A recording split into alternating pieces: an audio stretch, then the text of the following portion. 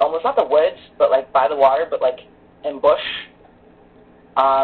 So my cousin lived down the street, and so we had a barbecue by the beach. I did like a barbecue by the beach. I tried to shoot some content because I was thinking about if I can't do activities, that maybe I can start doing like food to connect people. Because I'm still like trying to connect people. Because like I said, I want people to like who didn't have traditional life paths to still be able to like become successful, and they need to be able to hang around other people and open up and stuff. So I kind of just troubleshooted like cooking. Most of the time when I go places, it's just to eat food and just to like lay there on the beach and go tanning. Try to get endorphins. Being dark-skinned, it takes you longer to get vitamin D, and lack of vitamin D is contributed towards depression, as is lack of exercise. So I figure if I can't exercise, I might as well get some sunlight. So. Swimming while you were at Jamaica? Oh, no. For diving? No. I have what about the DR? Any swimming or diving? Nope. Any other trips from 2019 to 2022?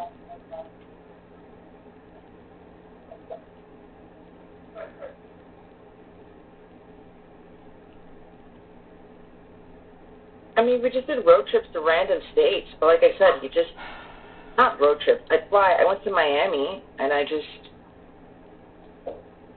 all you did is eat.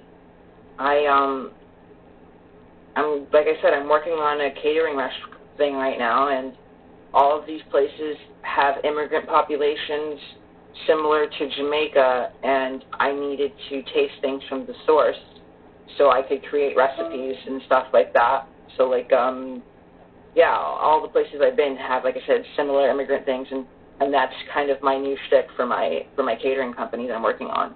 So it's just always been food, just food and girls, just hanging out with girls and eating food. How far are the road trips?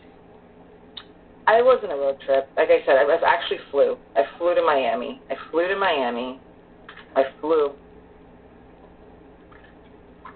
I have not been in a car. I'm not even going to hold you. I don't like cars. I don't even believe in them. I think they're connected to poverty. I'm making people so spread out, and it's connected to animosity because people are like, they're always in their cars. They get to listen to all these like biased things instead of like interacting with people. I think that's why I like being in the city. It just makes you happier. It's more diverse. You get to try more food and from people all around the world and see how we're kind of all the same. I'm just not really about cars. I just call them road trips, but I really fly everywhere. So you said you flew to Miami. Any other cities? No. Okay. So when you said road trips to random cities, you've got one, Miami. Well, I mean, like, my best friend's birthday was in Boston. I went to Boston. I hate Boston. It's such a backward shithole. But I still went, and it's a road trip. I had to get my passport the other day. I had to go to frickin' Buffalo to do so. Was that really a road trip? So, yeah.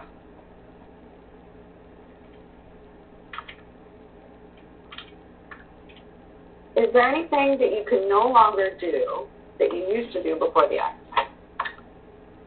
I used to work out every single day. I had thousands of dollars of vintage clothing. I had a bodysuit that belonged to my friend's grandma who's almost 100 years old that I can no longer wear. It was like my thing of connecting it. I have a 110-year-old kimono. That was my thing. Like, I can't, and I know people are like, oh, you just got older. I cannot work out the way that I used to. Like, working out was like, some people get high or they get drunk. I got high off of working out. There is nothing like feeling your body turn cold because you gave it your all. Some people go to church. To me, God was working out. Like, that was my way to worship. That was my way to get high. I can't do that much that anymore. I can't. And that's like a fiber of my being. Like, my whole family's in shape. Like, my mom is like almost 60, and she has a flat stomach, and she has 7 kids. And she works out like every day. We have a treadmill at home. She's a treadmill at home, not we. And Stairmasters, and she works out like every day. Like, working out is a fundamental part of my being. That's any close girlfriends I've ever had have been through, not drinks, have been through, like during the pandemic, we would go bike around Central Park and have a picnic and talk about life. Like, that's how I kept saying, like, I would, like, meet girls and be like, hey, do you want to have a picnic at Central Park? And then they'd be like, well, we can go on a bike ride first. And then we would do that. Like, I can't do that as much. Like, I can't do it as much because people would see you, like, oh, do you want to do it the next day?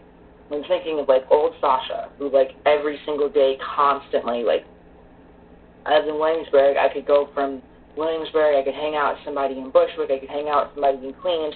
I could bike from Queens back, bike all the way up to Astoria, hang out with someone there, back to Brooklyn, back to whatever. I can't do all of that. I could go rock climbing. I can't do all of that. Kayaking. I tried to go kayaking the other day, and I was, like, dead last. It was so depressing. It was like, who am I? Like, you know, you lose, like, your being. Like, I'm not trying to listen to some motivational speech like, oh, there's other things in life that matter, because for the fact that the truth of the matter is there's not. Like, you know, we each have our passion. Like, some people like physics, some people like watching thrillers, some people like watching sci-fi fantasy, me, and I can't be part of me anymore. Did you belong to a gym before the accident? No, because I can't. Well, for a while I was going, well, because I can't stop. I can't stop working out. I couldn't stop working out. I would go as soon as I got out of work. I'd finish when they closed. So I was at a gym beforehand for a couple of years when I was in Williamsburg. But then it was activities, because then I realized you don't actually talk to anybody at the gym. At the gym, people show up, they're in the zone. And so for me, it's like you want to multitask. So it's like anything you're doing has to be a multitask. So if I'm like doing food prep, I'm going to watch my TV shows. If I'm doing this, I'm going to do that at the same time. If I'm doing my hair, I watch a TV show or I read my textbooks. While I was talking to you guys, I was like practicing my Chinese. Like, so for me, like a gym is like you're not actually connecting with people, or people aren't themselves because they keep consistently thinking about gym etiquette, and networking necessitates people being in their comfort zone. So people have to feel like they're in their comfort zone, and so in order to do so, all these activities have to be done spontaneously. And when you live in the metropolitan area, you can do that.